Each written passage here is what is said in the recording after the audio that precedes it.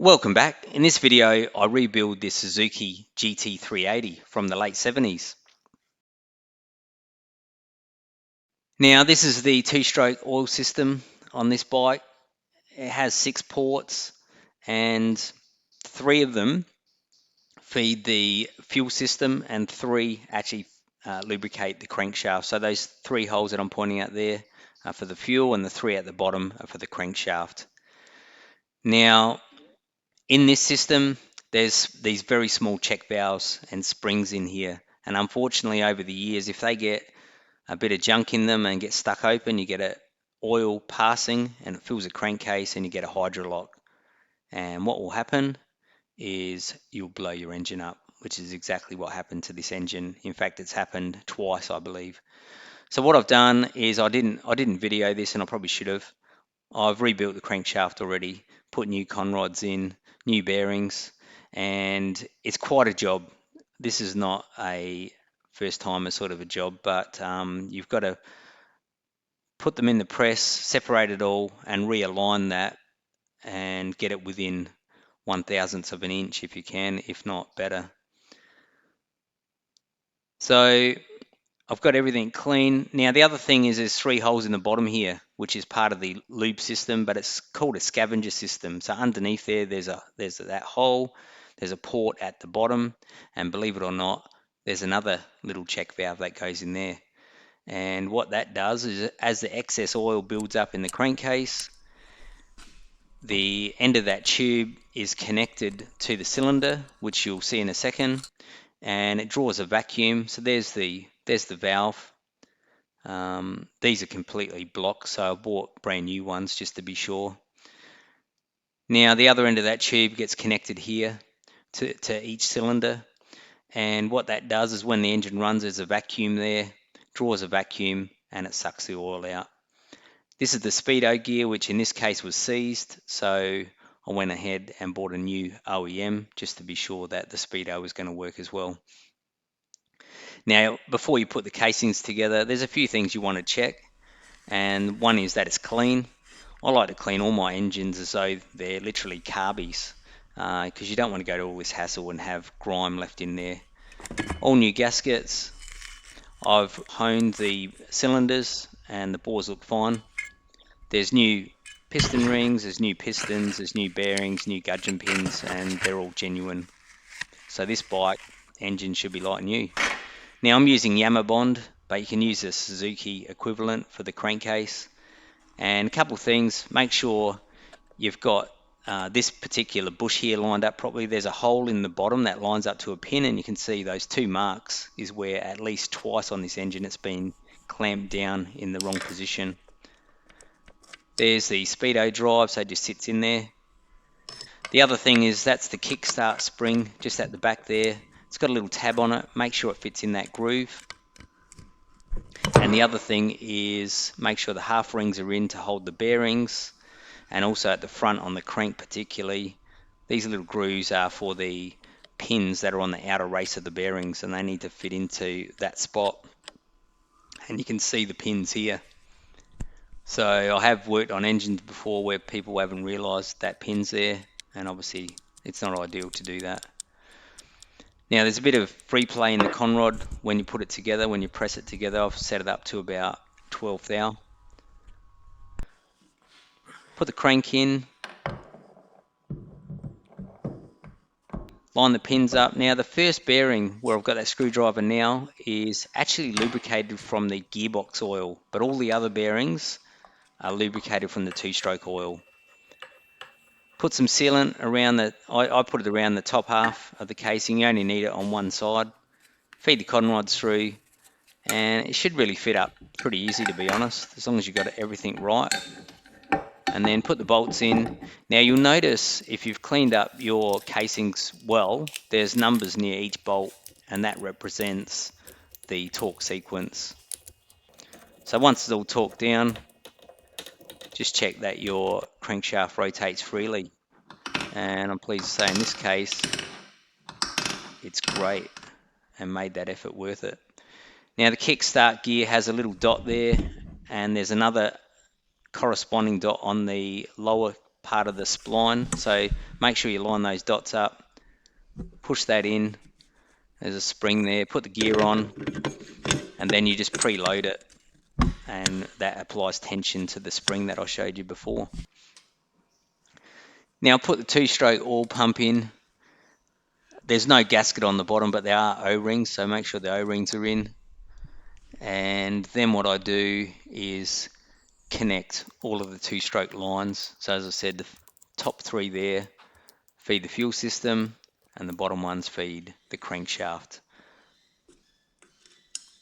Now there's little nylon washers on either side of those check valves to make sure they're in play.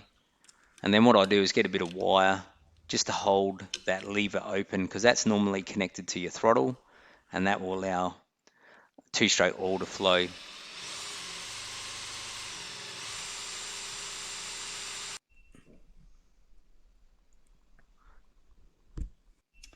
Okay, so what I've done now is I've installed the two-stroke oil pump. I've filled the reservoir.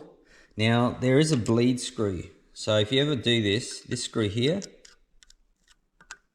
you undo this one, and that will bleed the air to the pump. What I did is then I took these gears off, and I put some tape around this shaft, and I drove it with my drill, because it's quite slow. And I'll show you in a minute of it purges through, goes through all the lines, and you can see it actually dosing. And I don't know, I like doing that just to be sure that it's going to work properly, especially for something so critical as lube to the engine. The crank is rotating really well, and I must say it took a lot of doing to get that exactly right, because I don't think it was quite this straight when it came out. So that's all done. The other thing is the lube to the crank in these engines, when I run it, is dosed less than the fuel. And it makes sense, but you can actually physically see this pulsing out.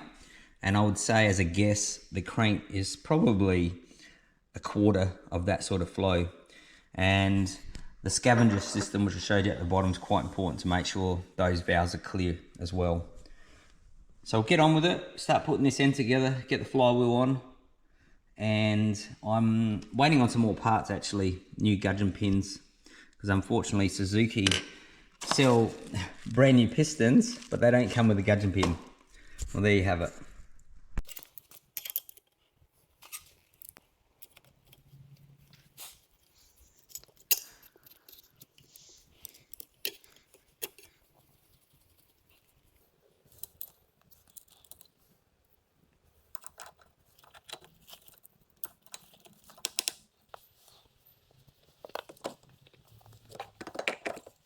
So put the flywheel on, put the clutch basket in.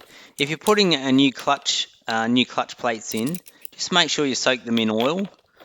In this case, I'm actually putting the original ones back in. They were already oiled, so they were fine.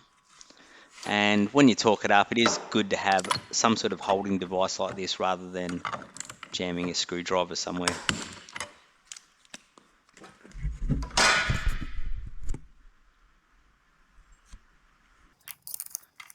Plates go back in, put the cover on. Now when I do these cover bolts up, the torque is fairly low, so what I do in this case is I do just sit a screwdriver in between the flywheel gears, and it's fine for that because the torque is so low.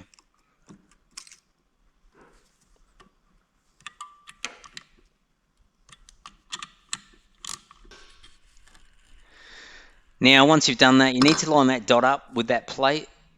And what I do is also, while I've got the heads off, I put a mark on the crank just to be sure it doesn't spin on me by, say, one tooth.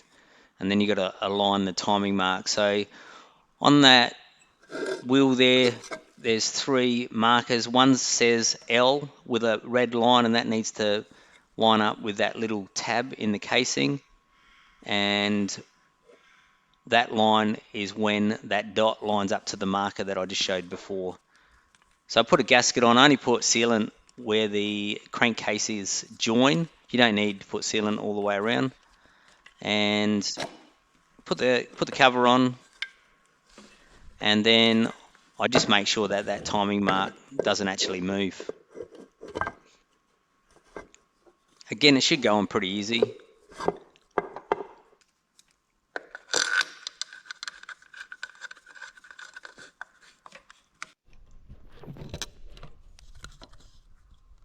And then here you can see the timing mark, the L and that red line lining up to the casing, and my crank has not moved. Put the points in. Now these may need fine tuning with a timing light once it's running, but it's going to be very close.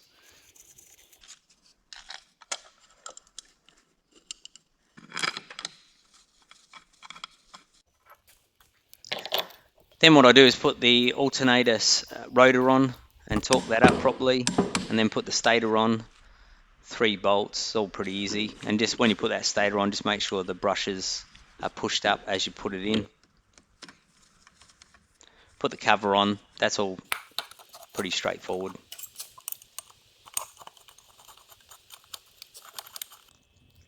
I put the cylinder base gaskets on, and then top it up with oil. Now that's a little drain plug. Takes about 1.5 litres of oil. So I'll check this once it's in the bike because the angle might change that slightly, but it should be very close. Now these are the check valves for the Scavenger system. These are completely blocked, so what I did is bought some brand new OEM replacements just to be sure, because we don't want to see this engine with another hydrolock. Now they're just on a little barb, so I'll pull the old ones out, and before I put the new one in, I actually install the check valve into the casing first. I just use a little socket. It's a press fit, so it's not screwed in, and then once that's in, just push the tube back on, feed it through, and then, as I said earlier, that tube goes back up to the cylinders. Now I don't know about anybody else, but I don't have bionic eyes and I can't see on the piston rings the letters. So I use my camera here and you can see the R and N. I'm really not sure if there's anybody who can read that, but you need to make sure those letters face up. And honestly, I could not see them without this camera. The other thing is there's locating pins like on most two-stroke engines for the piston rings, and you just want to make sure you align those properly with the gap in the ring. So I haven't taken a very good camera shot here, but that's where the pin is. You can just see it there. And these have got very nice needle bearings in the conrods. I put a bit of two-stroke oil on them, and I start off putting the center cylinder back together first. And what I do is put the gudgeon pin in, the gudgeon pin clip just on one end first. Put a rag over them. The last thing you want to do is drop something down in the engine. And the arrow on the piston needs to point forwards, obviously. I set the gudgeon pin up so it's through one side, slip it over. It's a very nice fit, and given it's a bearing, put the other clips in, and then they are basically done. As I said, I do the center cylinder first, 2 outers, make sure those piston rings are lined up, put the bolts in, tension it, hook up the Scavenger lines to each cylinder, and that is pretty much done. Put the head gaskets on, put the head on, tension it up, and we're almost ready to go. So I hope you've liked this video. In a moment I'll get it back in the bike and see if it's going to run. If you've got any questions, put them down in the comment section. Don't forget to like and subscribe, and I'll see you in the next video.